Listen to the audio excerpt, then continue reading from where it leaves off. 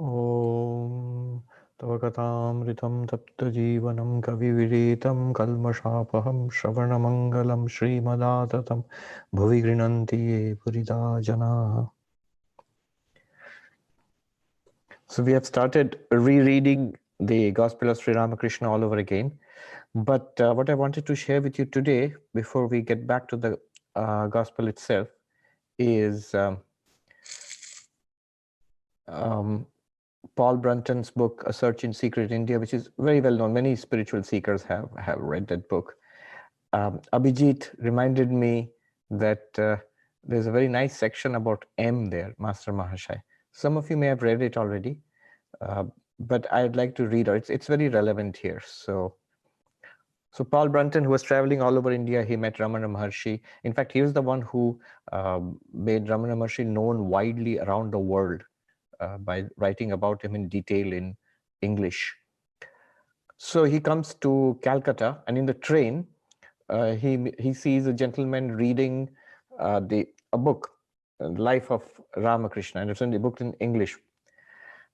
And so he's curious, and he asks the gentleman. They start talking about Sri Ramakrishna, and the gentleman said to Paul that he knew one of Sri Ramakrishna's living disciples, direct living disciples, Master Mahashay, in fact, the one who wrote down the Gospel of Sri Ramakrishna. And he is yet living in Calcutta, where you are going, and you should really go and see him. Paul Brunton said, I immediately begged him for his address and got the address, and I said, I'll go and meet him. And so Paul Brunton went and met Master Mahashay. There's a very beautiful account of his meeting with Master Mahashay. He went and he liked Master Mahashay so much that he started going there every day to listen to M. So what he has written, I'll just read out those pages, a couple of pages. So this is from Paul Brunton's book, A Search in Secret India.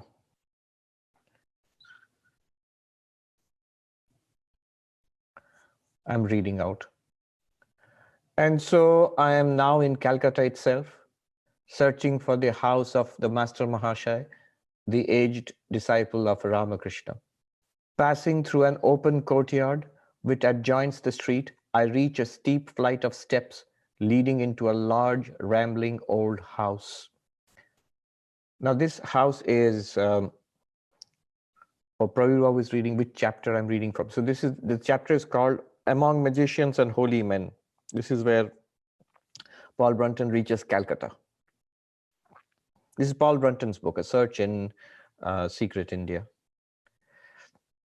So this house is there. It's now an ashram of the Ramakrishna Mission. It's a branch of the Ramakrishna Mission now. And the house is exactly like that. This old same steep stairs. I climb up a dark stairway and pass through a low door on the top story.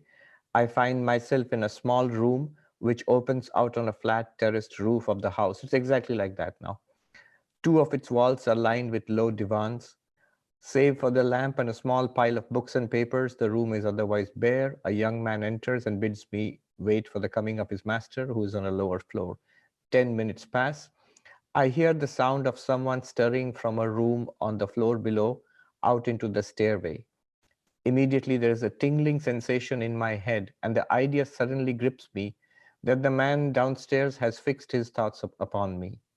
I hear the man's footsteps going up the stairs, when at last, for he moves with extreme slowness, he enters the room. I need no one to announce his name. A venerable patriarch has stepped from the pages of the Bible with a figure from Mosaic times, and a figure from Mosaic times has turned to flesh. This man with bald head, long white beard, and a white mustache, grave countenance, and large reflective eyes, this man whose shoulders are slightly bent with the burden of nearly 80 years of mundane existence, can be none other than the Master Mahashay. He takes his seat on a divan and then turns his face towards mine. In that grave, sober presence, I realize instantly that there can be no light, persiflage, no bandying wit or humor, no utterance, even of the harsh cynicism and dark skepticism, which overshadow my soul from time to time. His character, with its commingling of perfect faith in God and nobility of conduct, is written in his appearance for all to see. He addresses me in perfectly accented English. You are welcome here. He bids me come closer and take my seat on the same divan. He holds my hand for a few moments. I deem it expedient to introduce myself and explain the object of my visit. When I have concluded speaking, he presses my hand again in a kindly manner and says, "It is a higher power which has stirred you to come to India and which is bringing you in contact with the holy men of our land. There is a real purpose behind that, and the future will surely reveal it. Await it patiently." That's amazing, actually. This book made a huge impact over the decades. And then Paul asked, "Will you tell me something about your master, Ramakrishna?" Ah, now you raise a subject about which I love best to talk. It is nearly half a century since he left us, but his blessed memory can never leave me. Always it remains fresh and fragrant in my heart. I was 27 when I met him and constantly in his society for the last 5 years of his life. The result was that I became a changed man. My whole attitude toward life was reversed. Such was the strange influence of this God-man, Ramakrishna. He threw a spiritual spell upon all who visited him. He literally charmed them, fascinated them. Even materialistic persons who came to scoff became dumb in his presence. But how can such persons feel reverence for spirituality, a quality in which they do not believe? I interpose, slightly puzzled. The corners of Mahashay's mouth pull up in a half smile. He answers, "Two persons taste red pepper. One does not know its name, perhaps he has never seen it before. The other is well acquainted with it and recognizes it immediately. Will it not taste the same to both? Will not both of them have a burning sensation on the tongue? In the same way, ignorance of Ramakrishna's spiritual greatness did not debar materialistic persons from tasting the radiant influence of spirituality which emanated from him." Then he really was a spiritual superman? Yes, and in my belief, even more than that. Ramakrishna was a simple man, illiterate and uneducated. He was so illiterate that he could not even sign his name, let alone write a letter. He was humble in appearance and humbler still in the mode of living, yet he commanded the allegiance of some of the best educated and most cultured men of the time in India. They had to bow before his tremendous spirituality, which was so real that it could be felt. He taught us that pride, riches, wealth, worldly honors, worldly position are trivialities in comparison with that spirituality. They are fleeting illusions which deceive men. Ah, those were wonderful days.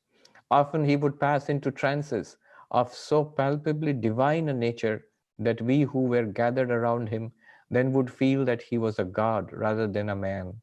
Strangely, too, he possessed the power of inducing a similar state in his disciples by means of a single touch. In this state, they could understand the deep mysteries of God by means of direct perception. But let me tell you how he affected me. I had been educated along Western lines. My head was filled with intellectual pride. I had served in Calcutta colleges as professor of English literature, history, and political economy at different times. Ramakrishna was living in the temple of Dakshineshwar, which was only a few miles up the river from Calcutta. There I found him one unforgettable spring day and listened to his simple expression of spiritual ideas born of his own experience. So that's what we started with last week. I made a feeble attempt to argue with him, but soon became tongue-tied in that sacred presence, whose effect on me was too deep for words.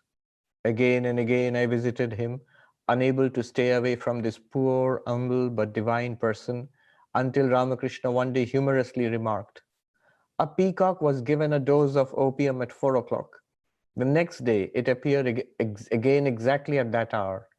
It was under the spell of the opium and came again for another dose." That was true, symbolically speaking. I had never enjoyed such blissful experiences as when I was in the presence of Ramakrishna. So can you wonder why I came again and again? And so I became one of his group of intimate disciples, as distinguished from merely occasional visitors. One day, the master said to me, I can see from the signs of your eyes, brow, and face that you are a yogi. Do all your work then, but keep your mind on God. Wife, children, father, and mother, live with all and serve them as if they are your own. The tortoise swims about in the waters of the lake, but her mind is fixed to where her eggs are laid on the banks. So do all the work of the world, but keep the mind in God. And so, after the passing away of our master, when most of the other disciples voluntarily renounced the world, adopted the yellow robe, and trained themselves to spread Ramakrishna's message through India, I did not give up my profession, but carried on with my work in education. Nevertheless, such was my determination not to be of the world, although I was in it, that on some nights I would retire at the dead of the night to the open veranda before the Senate House and sleep among the homeless beggars of the city who usually collected there to spend the night.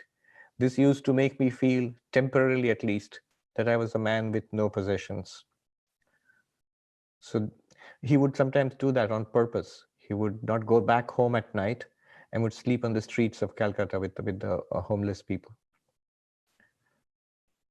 Ramakrishna has gone, but as you travel through India, you will see some of the social, philanthropic, medical, and educational work being done throughout the country under the inspiration of those early disciples of his, most of whom, alas, have now passed away too.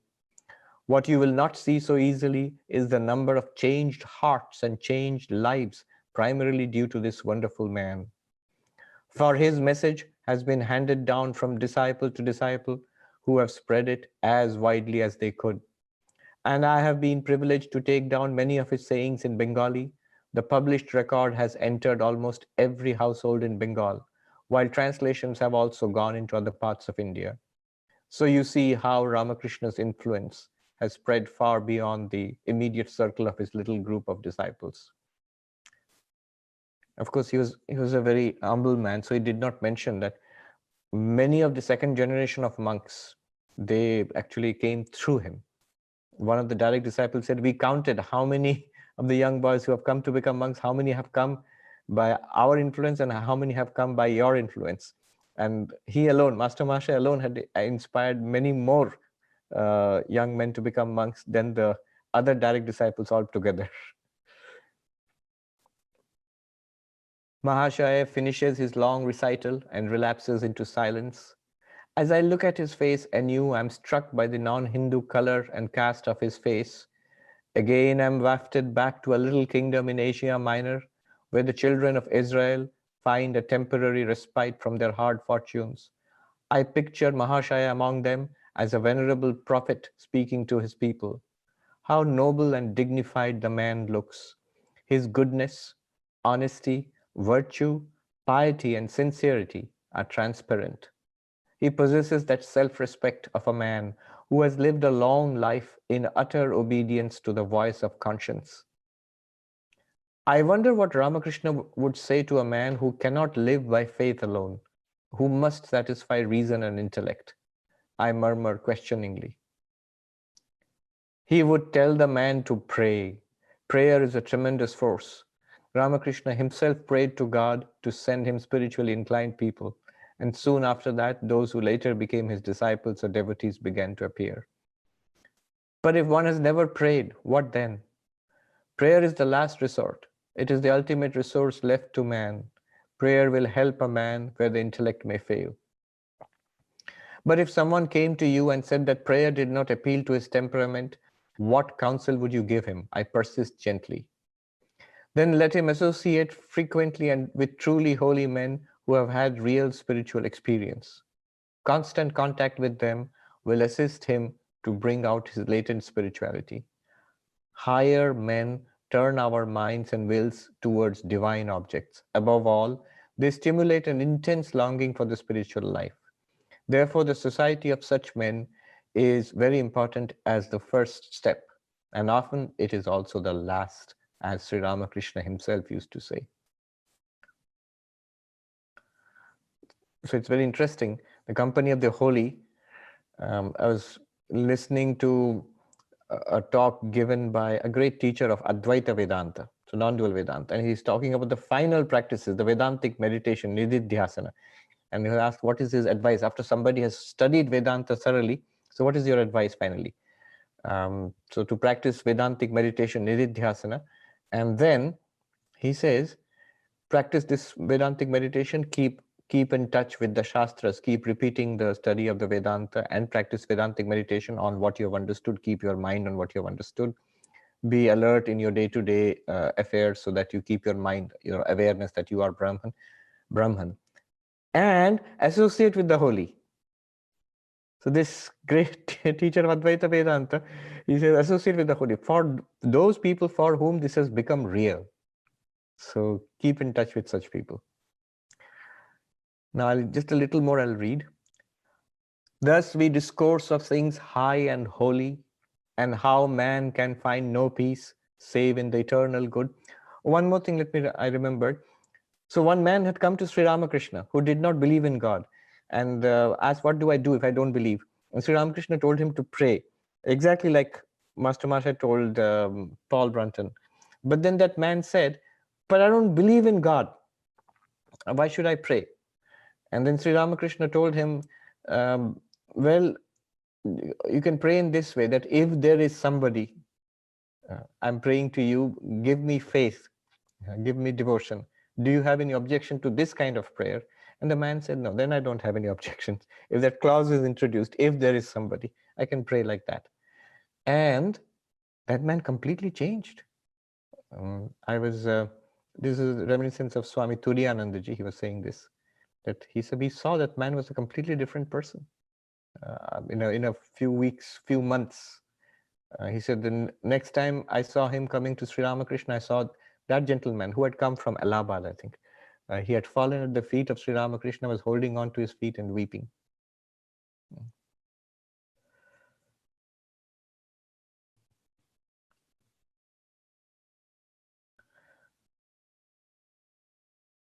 Throughout the evening, different visitors make their arrival until the modest room is packed with Indians, disciples of the Master Mahashay.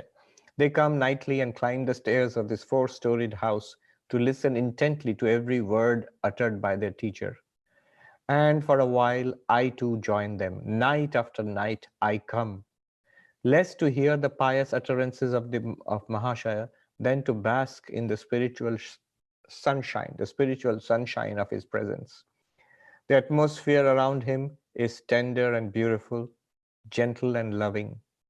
He has found some inner bliss, and the radiation of it seems palpable. Often I forget his words, but I cannot forget his benignant personality. That which drew him again and again to Ramakrishna seems to draw me to Mahashaya also. And I begin to understand how potent must have been the influence of the teacher when the pupil exercises such fascination upon me. When our last evening comes, I forget the passage of time as I sit happily at his side upon the divan. Hour after hour has flown by. Our talk has had no interlude of silence, but at length it comes. And then the good master takes my hand and leads me out to the terraced roof of his house where, in the vivid moonlight, I see a circling array of tall plants growing in pots and tubs. Down below, 1,000 lights gleam from the houses of Calcutta. The moon is at its full. Mahashaya points up towards its round face and then passes into silent prayer for a brief while. I wait patiently at his side until he finishes. He turns, raises his hand in benediction, and lightly touches my head. I bow humbly before this angelic man, unreligious though I am. After a few more moments of continued silence, he says softly, my task has almost come to an end. This body has nearly finished what God sent it here to do. Accept my blessing before I go. So there's a footnote. Before long, I was apprised of his death. He has strangely stirred me. I banished the thought of sleep and wandered through many streets. When at length I reach a great mosque and hear the solemn chant, God is most great, break forth from the midnight stillness, I reflect that if anyone could free me from the intellectual skepticism to which I cling and attach me to a life of simple faith, it is undoubtedly the Master Mahashay. So that's a very beautiful description of his encounter with Master Mahashay. Let us go back to Master Mahashay's book, The Gospel of Sri Ramakrishna. So Girish is asking, is Ramakrishna considered Jivan Mukta or Ishvara? So Sri Ramakrishna, we would consider him an avatara. Avatara means an incarnation of God. A Jivan Mukta is somebody who's enlightened and living in this body. See, even these categories, these are also constructs. Think about it from an Advaita Vedanta perspective. What are we? We are Brahman already. We are Brahman. We just don't know it. So whether we know it or not, we are Brahman. And as Brahman, what are we? Are we Jivan Mukta or Videha Mukta? Jivan Mukta means free while living. Videha Mukta means the one who becomes one with Brahman after death. So that's generally set up as the goal in Advaita Vedanta. What are you trying to do? You attain enlightenment, and what will happen by enlightenment? You will be Jivan Mukta, you'll be free while living, and when the body exhausts its prarabdha karma, the body dies, you remain as one with Brahman. That is called Videha Mukti. But even those are constructs, you see. If you see ultimately, what this Advaita Vedanta is saying, if you are Brahman, if Aham Brahmasmi is the truth, does Brahman need Jivan Mukti, Videha Mukti? Not at all. So that is as a corrective to our error that I am a jiva, I am a sentient being born in this body, mind and trapped in samsara. To correct that, we are set up as the goal. The goal is set up as Jivan Mukti. And that's fine, perfectly all right. But remember what Shankaracharya sings in Nirvana Shatakam.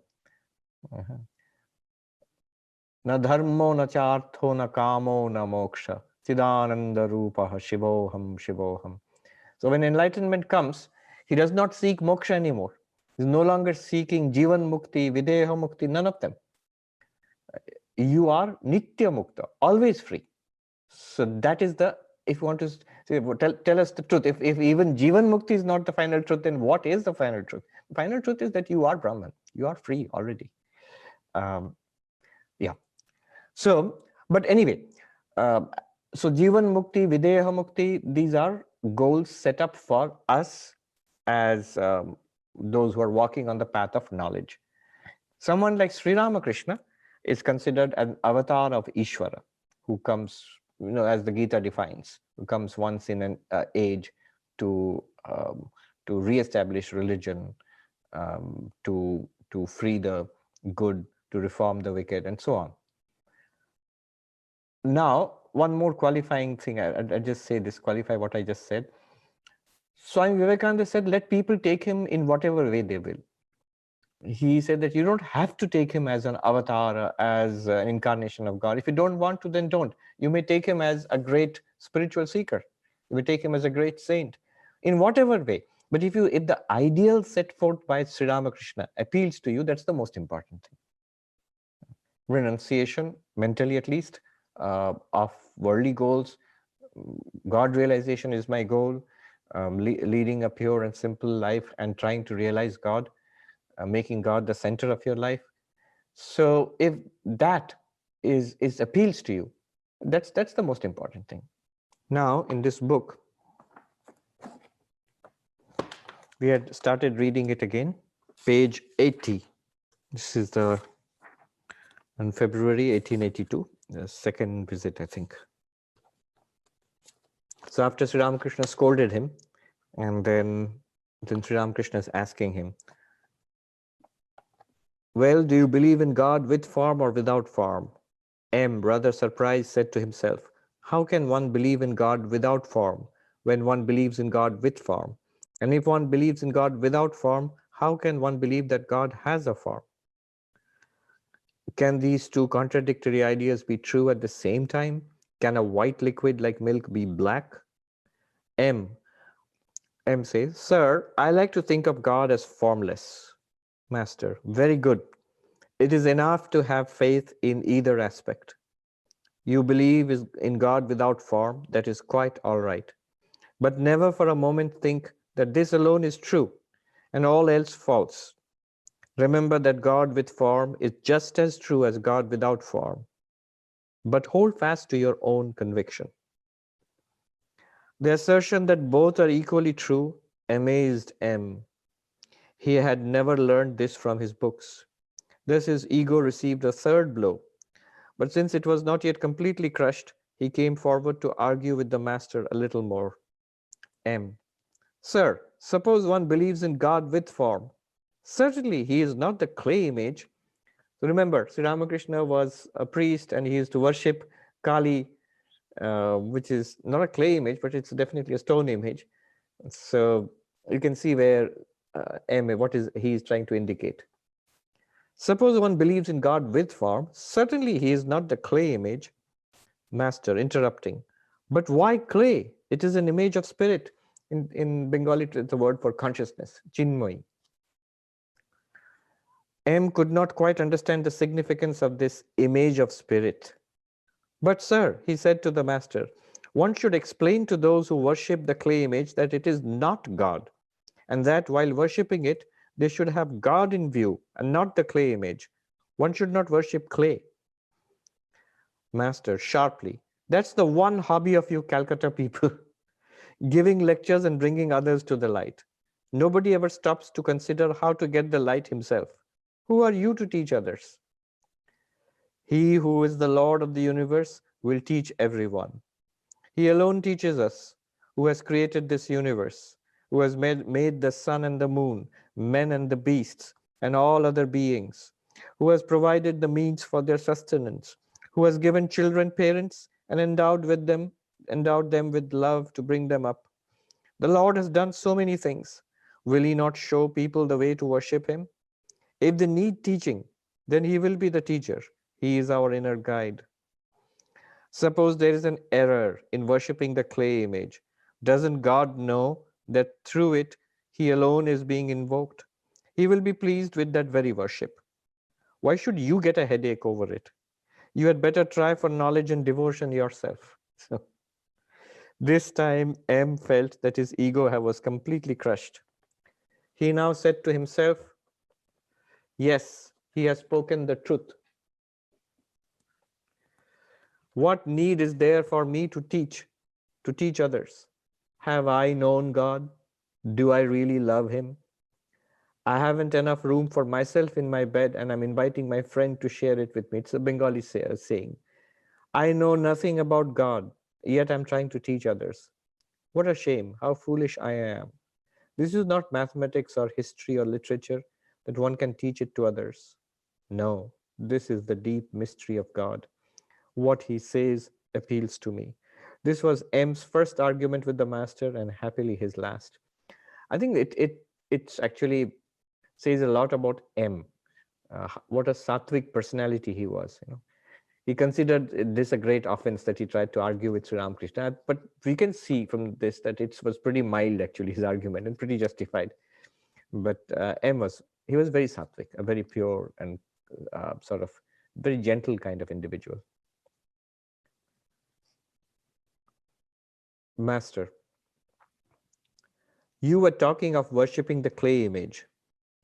Even if the image is made of clay, there is need for that sort of worship. God himself has provided different forms of worship. He who is the Lord of the universe has arranged all these forms to suit men in different stages of knowledge. The mother cooks different dishes to suit the stomachs of her different children. Suppose she has 5 children. If there is fish to cook, she prepares various dishes from it, pilau, pickled fish, fried fish, and so on, to suit the different tastes and powers of digestion. Do you understand me? M. Humbly. Yes, sir. How, sir, may we fix our minds on God? So M here asks the 2 most important questions in spiritual life. How do you realize God and how do you live in this world? So these are basically the 2 central questions in spiritual life.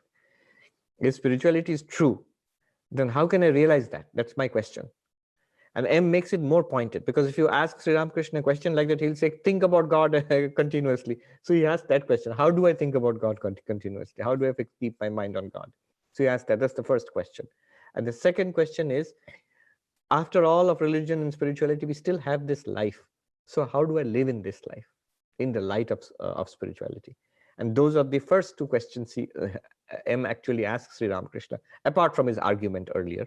But so the first two questions are just like almost the final, the deepest questions.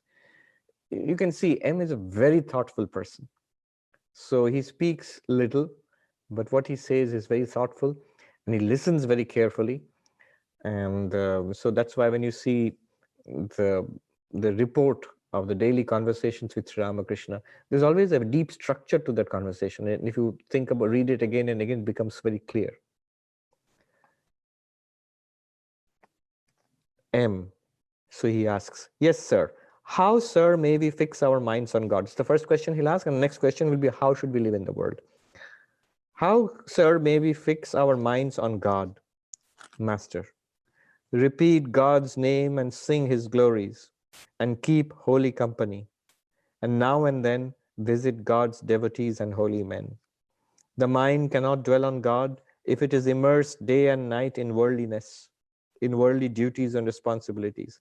It is most necessary to go into solitude now and then and think of God.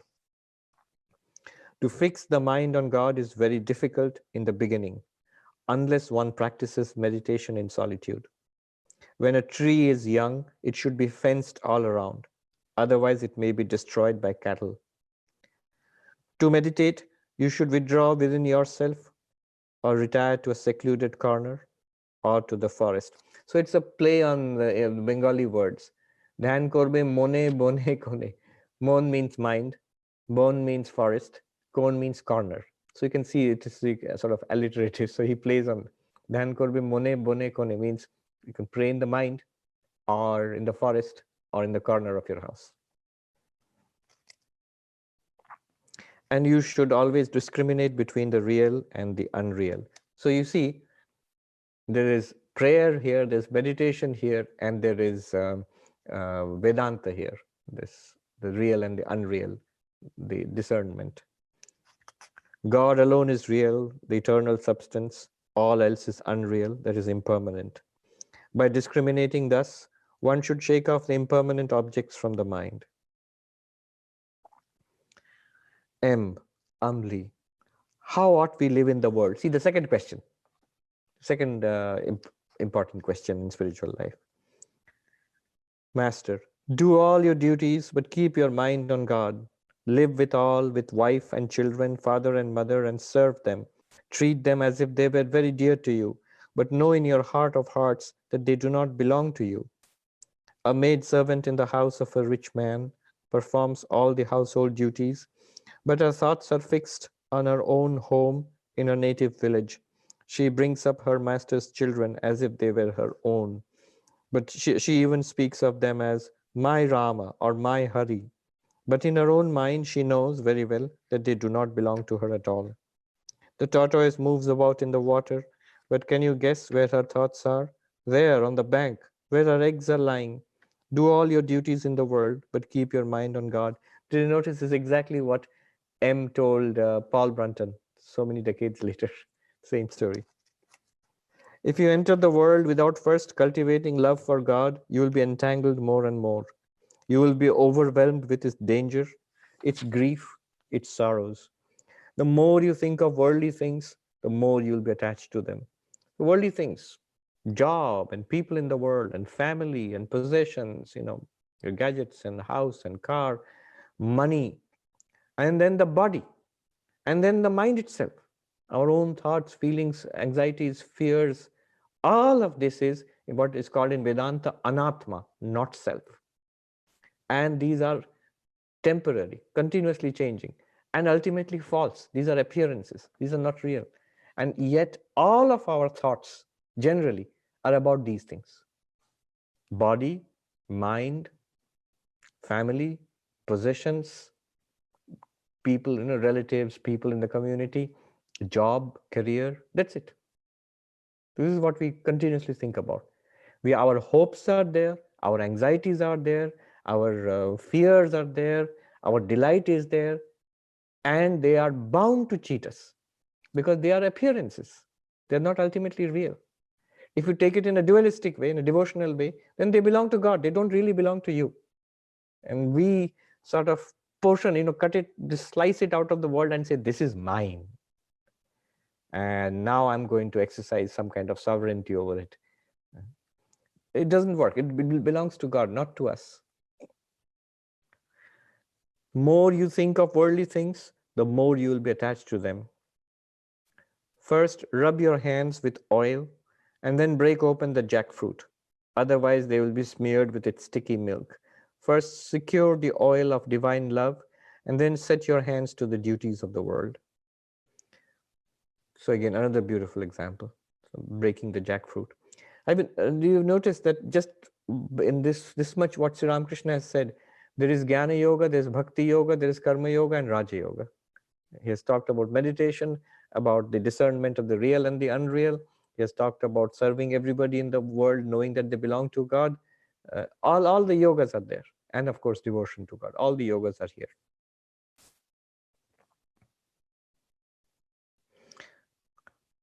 First, secure the oil of divine love, and then set your hands to the duties of the world. But one must go into solitude to attain this divine love. To get butter from milk, you must let it set into curd in a secluded spot. If it is too much disturbed, milk won't turn into curd. Next, you must put aside all other duties, sit in a quiet spot, and churn the curd. Only then do you get butter. Further, by meditating on God in solitude, the mind acquires knowledge, dispassion, and devotion. But the very same mind goes downward if it dwells in the world. In the world, there is only one thought, lust and gold. So there's a footnote here. Normally the term is woman and gold, which has been used throughout, in a collective sense, occurs again and again to teachers of Sri Ramakrishna, to designate the chief impediments to spiritual progress. This favorite expression of the master, Kamini Kanchan, has often been misconstrued. By it, he meant only lust and greed, the baneful influence of which retards the aspirant's spiritual growth. He used the word Kamini or woman as a concrete term for the sex instinct when addressing his male devotees. He advised women, on the other hand, to shun man. Kanchan or gold symbolizes greed, which is the other obstacle to spiritual life. Sri Ramakrishna never taught his disciples to hate any woman or womankind in general. This can be seen clearly by going through all his teachings under this head and judging them collectively. The Master looked on all women as so many images of the Divine Mother of the universe. He paid the highest homage to womankind by accepting a woman as his guide while practicing the very profound spiritual disciplines of Tantra. His wife, known and revered as the Holy Mother, was his constant companion and first disciple. At the end of his spiritual practice, he literally worshipped his wife as the embodiment of the goddess Kali, the Divine Mother. After his passing away, the Holy Mother became the spiritual guide not only of a large number of householders, but also of many monastic members of the Ramakrishna order. End of the footnote. The world is water and the mind milk. If you pour milk into water, they become one. You cannot find the pure milk anymore. But turn the milk into curd and churn it into butter. Then when the butter is placed in water, it will float. So practice spiritual discipline in solitude and obtain the butter of knowledge and love. So jnana and bhakti. Even if you keep the butter in the water of the world, the two will not mix. The butter will float. Together with this, you must practice discrimination. Lust and gold is impermanent. God is the only eternal substance. This is the Vedantic approach. The world is an appearance, and Brahman alone is real. What does a man get with money? Food, clothes, and a dwelling place, nothing more. You cannot realize God with its help. Therefore, money can never be the goal of life. That is the process of discrimination. Discrimination, the Sanskrit word is viveka, discernment. It means discernment, separating the two. Do you understand? M. Yes, sir. I recently read a Sanskrit play called Prabodha Chandrodaya. It deals with discrimination. Again, viveka, discernment.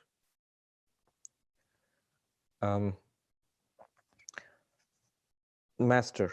Yes, discrimination about objects. Consider what is there in money or in a beautiful body. Discriminate and you will find that even the body of a beautiful woman consists of bones, flesh, fat, and other disagreeable things.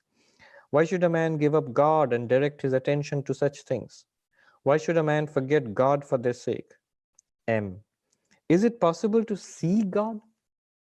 So there's an emphasis on see. Master. Yes, certainly. Living in solitude now and then, repeating God's name and singing his glories, discriminating between the real and the unreal, these are the means to employ to see him. M.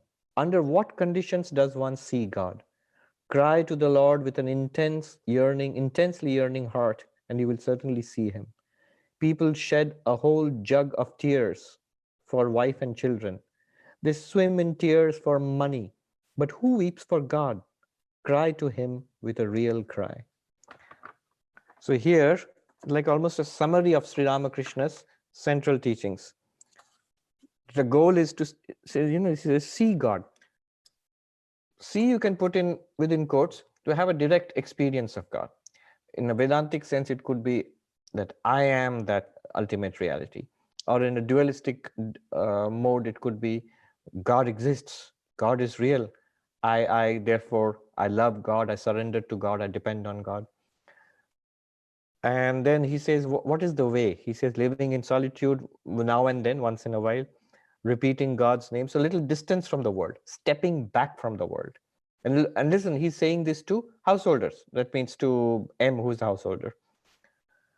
Repeating God's name and singing his glories. So japa and dhyana, which is meditation, singing his glories comes under devotion, bhakti.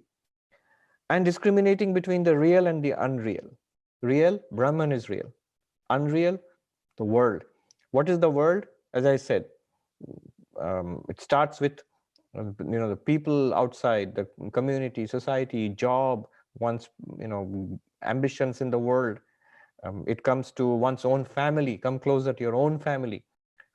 They are all appearances. They are not ultimately. They are temporary. They're definitely temporary. They are non-eternal. That much we know. That's why instead of straight away saying Jagat Mithya, an appearance, false, first one must note the fact that it will not last. It is temporary. That's a stepping stone to understand. So Anityatva is a stepping stone to understand Mithyatva. Impermanence is a stepping stone to understand falsity, appearance nature of the world. And there's a certain Vedantic, let us say, an argument. There's a logic to it. But I will not go into that. Between the real and the unreal. So people around me, that's also unreal. It might be difficult to think that my husband, wife, children are unreal, but you know that they are. Everybody is temporary. They're just here for a few days, months, years, decades, and that's it. What was not there earlier will not be there later. That is a simple principle.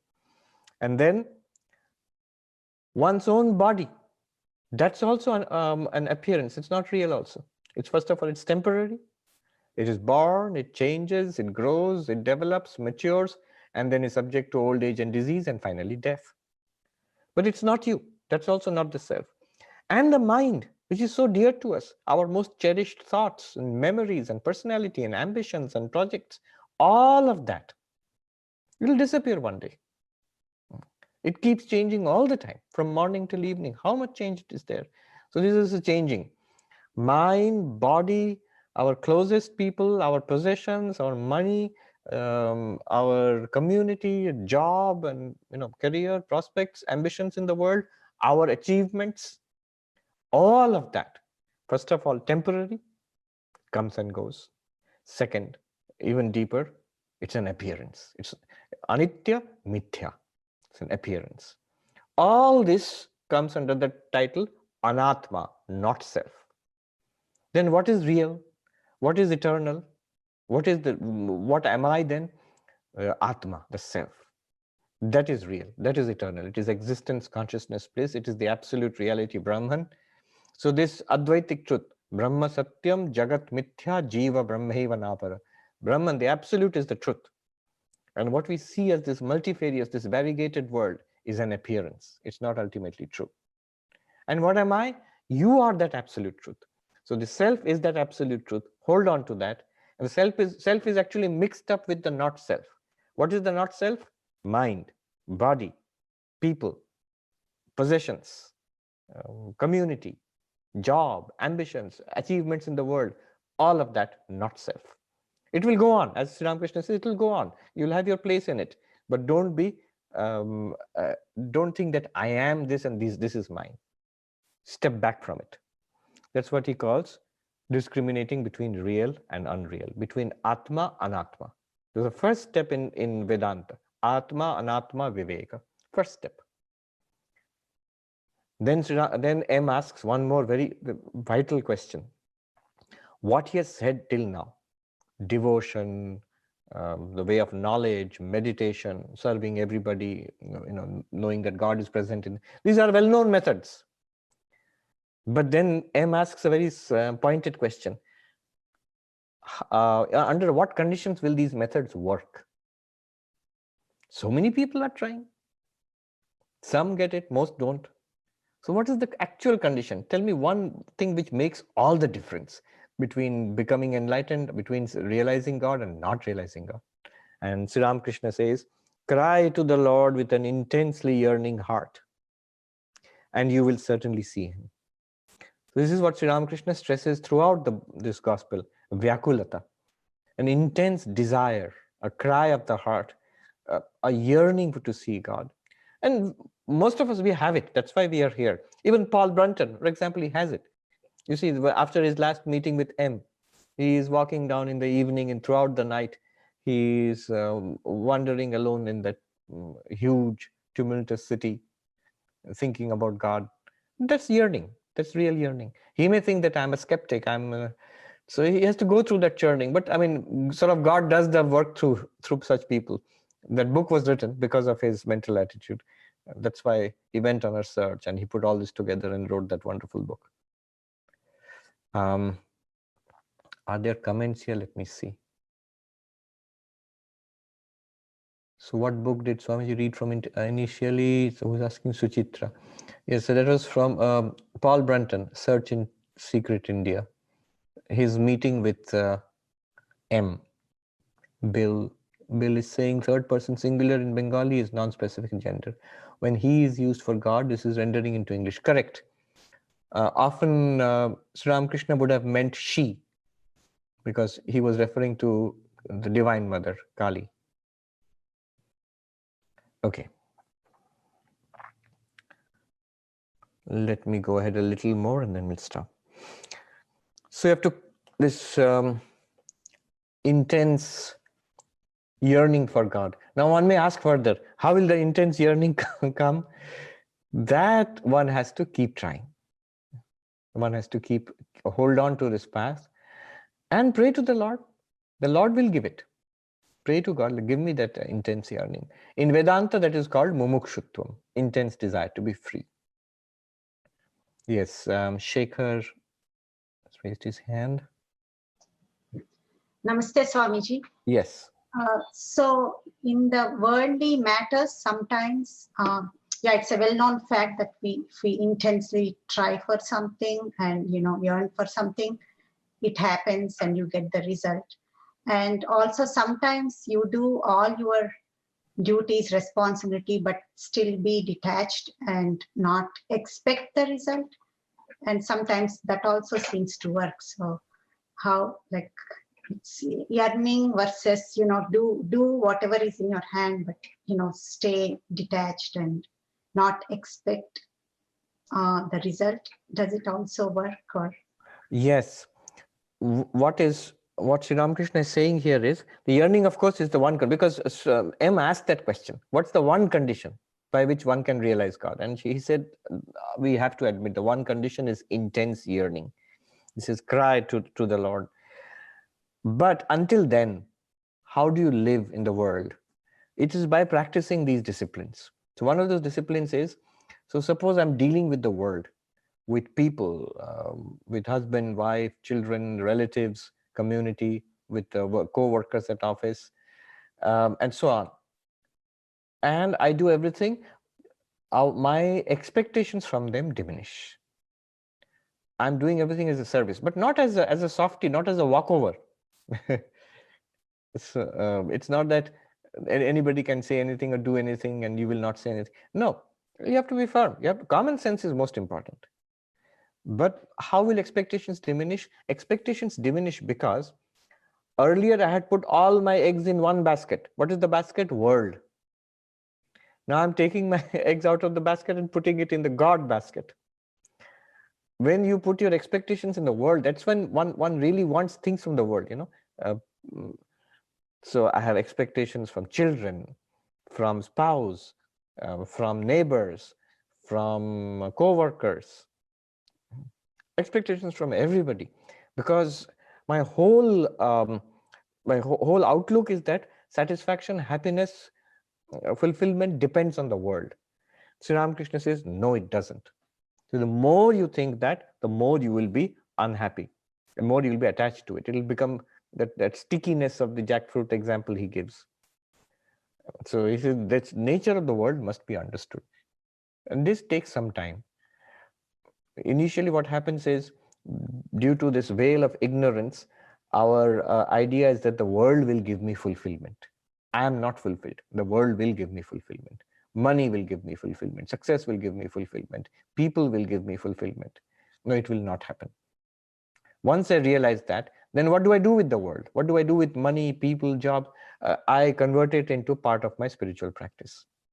So it becomes karma yoga for me. And I don't have any worldly expectations internally. My expectation is now from God, from spiritual life, that I will be enlightened. My fulfillment lies in being spiritually enlightened. I don't know if that was the answer to your question. Yeah, Swamiji. So my question, maybe I did not phrase it correctly. So my question was, sometimes the results come when you least expect, or you don't even, think about them.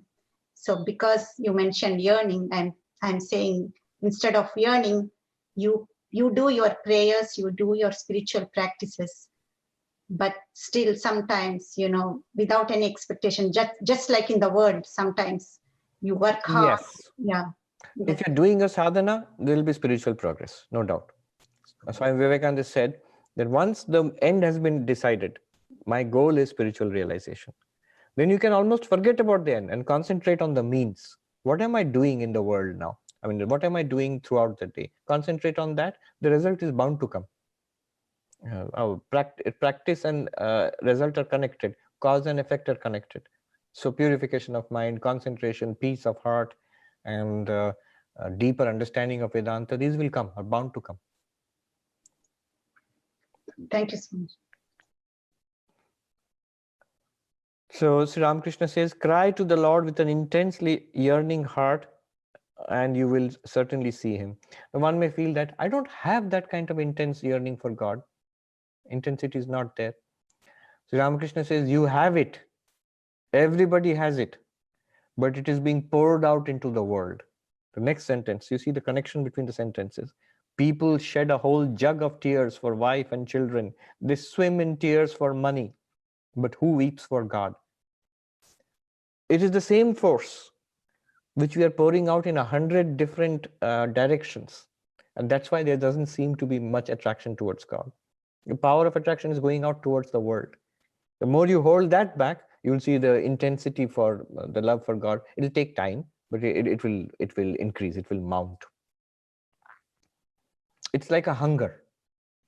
So if I deprive myself of satisfaction in worldly things, that hunger will now go towards God and find its satisfaction in God, in spirituality. Then he sang a beautiful song here. Cry to your mother Shyama with a real cry, O mind. And how can she hold herself from you? How can Shyama stay away? How can your mother Kali hold herself away? O mind, if you are in earnest, bring her an offering of bay leaves and hibiscus flowers. Lay at her feet your offering, and with it mingle the fragrant sandal paste of love. Continuing, he said, longing is like the rosy dawn, and after the dawn, out comes the sun. Longing is followed by the vision of God. So that Vyakulata, it comes before the enlightenment, whether in Vedanta or in the mystic experience of God in devotional practices, in both cases. God reveals himself to a devotee who feels drawn to him by the combined force of these three attractions: the attraction of worldly possessions for the worldly man, the child's attraction for its mother, and the husband's attraction for the chaste wife. If one feels drawn to him by the combined force of these three attractions, then through it one can attain him. The point is to love God even as the mother loves her child, the chaste wife loves her husband, and the worldly man his wealth. Add together these three forces of love, these three powers of attraction, and give it all to God. Then you will certainly see him. It is necessary to pray to him with a longing heart. The kitten knows only how to call its mother, crying mew, mew. It remains satisfied wherever its mother puts it. And the mother cat puts the kitten sometimes in the kitchen, sometimes on the floor, and sometimes on the bed. When it suffers, it cries only mew, mew. That's all it knows. But as soon as the mother hears this cry, wherever she may be, she comes to the kitten. So these are words to meditate upon. Let me see, there are comments.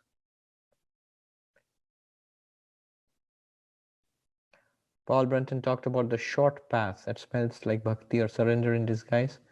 Oh, I don't remember. Punita ji, is there anything that you wanted to say? Pranam Swamiji.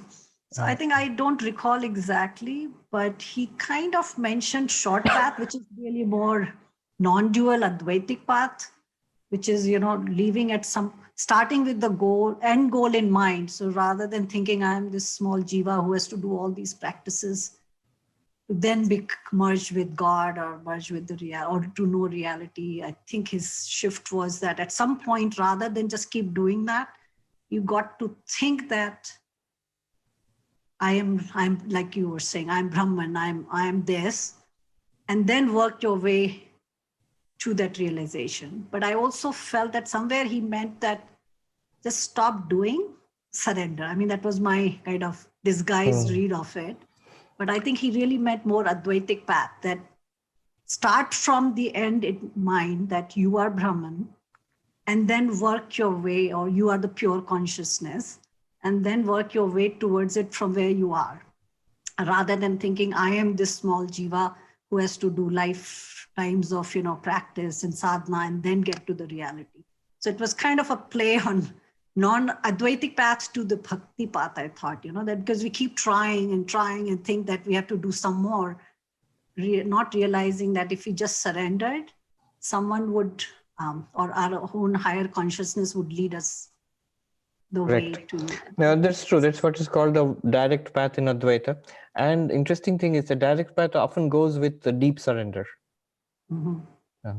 When you center yourself in the thought or the understanding that you are Brahman, then the rest of your life, I mean, the world, your personal life, your relationships, your, the details of your life, what can you do except surrender it to God? You can say, I'm surrendering it to karma. Whatever my karma, I'm ready to face that. Or I surrender it to the will of God. It pretty much amounts to the same thing. Often knowledge and surrender go together. Alpana is saying, will seeing God lead to self-realization? Yes, definitely. Now, it depends on the path. Some may be purely devotional in nature and may be satisfied with that much. that God exists, I am the devotee of God, and that's it. After that, if God gives me self-knowledge, makes me realize I'm Brahman, that's fine too. Or I can just remain, I entirely trust in God, just like the little kitten trusts in the mother cat. I entirely trust in God. And don't worry, God is trustworthy.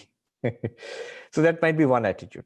Or the other attitude might be through devotion to God, to self-realization of that I am one with God. That's also possible. Sri Ramakrishna says that Mother Kali, she has shown me what is there in your Veda and Vedanta. God also gives. In the Shankara Mathas, in Sringeri and other places, you will see worship of the Divine Mother. And the idea there is that yes, there is this direct path. Shravana, Manana, Nididhyasana. You study this and realize what is meant, and then center yourself in that knowledge and stabilize yourself there. Or that can go on. Along with that, there's intense, systematic worship of the Divine Mother for her grace. And there's no contradiction. You can do both. Very good. Om Shanti Shanti Shanti Hari Om Tat Sat Sri Ramakrishna Arpanamastu.